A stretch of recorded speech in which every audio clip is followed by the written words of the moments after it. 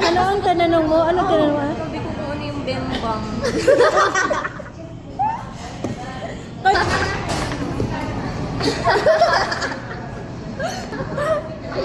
May sikat kasi na actor dyan. Sinashi nga. Oo, may sinash nga.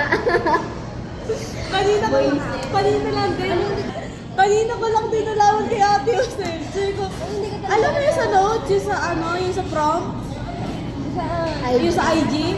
May nagtanong. Wait lang, parang ako sa'yo. Anong tinanong? Wait lang. Ayun na, tinanong yung prom.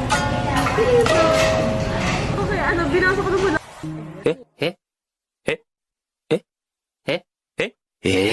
Sabi niya, Ano pala yun? si Mami di niya alam oh.